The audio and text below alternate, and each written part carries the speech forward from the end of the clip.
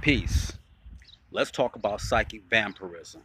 Many of you have heard of a psychic vampire, but for those who haven't, let me tell you exactly what it is. A psychic vampire is someone that has a spiritual deficiency and they have to feed on the energy of others. Now, psychic vampires are born, they are not made, they are born. So that means that there's something that happened to them in their childhood where they either were lacking love, were not given attention, and sometimes to be good enough, they'll create an alter ego and cater to what the parents or guardians want.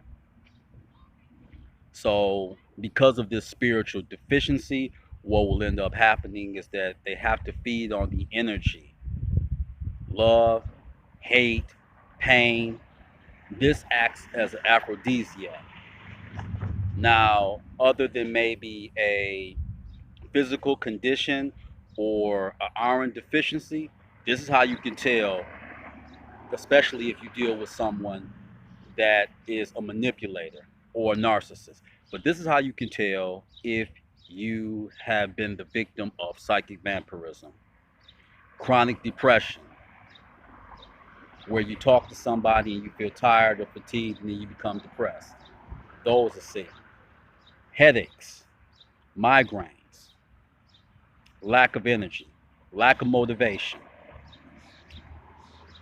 Those are all signs that someone has used a vampire like technique on you and drained you of your energy. Now, what's one of the ways you can do this? Well, let's say you're involved in a toxic relationship with a loved one or even a parent. What they will always do is find a way to get underneath your skin, or even if they're not around you, the number one way they can do it, they can send you a text or they can call you. And where you was feeling cheerful or happy, the next day that just goes out the window. Your whole mood shifts. So, the needy vampire is someone who's a narcissist, and because there's a lack of esteem, no matter what you do, it's never enough. So that can drain you emotionally. So that's the needy vampire.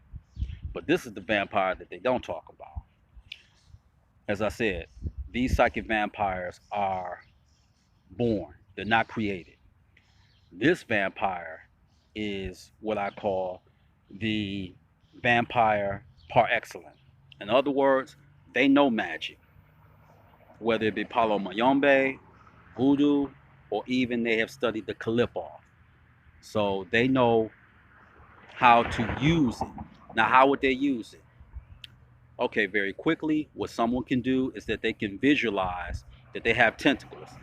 These tentacles can puncture your aura and, like a vacuum cleaner, suck your energy from you.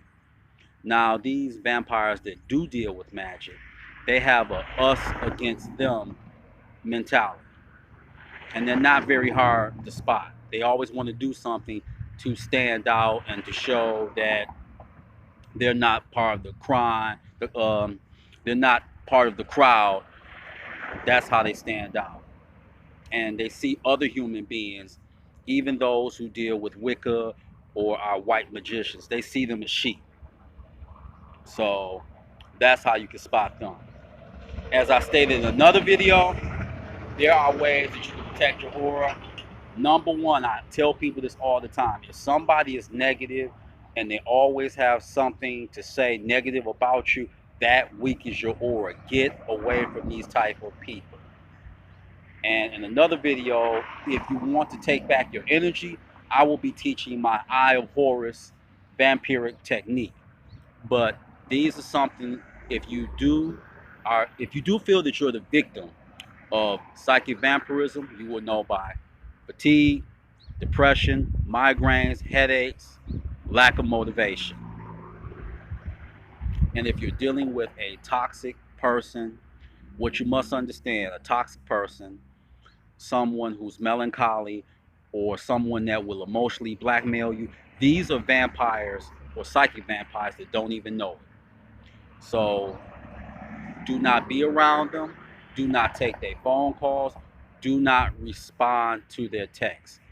If you want books on this matter, I highly recommend Psychic Self-Defense by Dion Fortune, and I also recommend the Psychic Vampire Codex by Michelle Ballinger. So that's your meat and potato sorcery for the day. Peace and have a better day.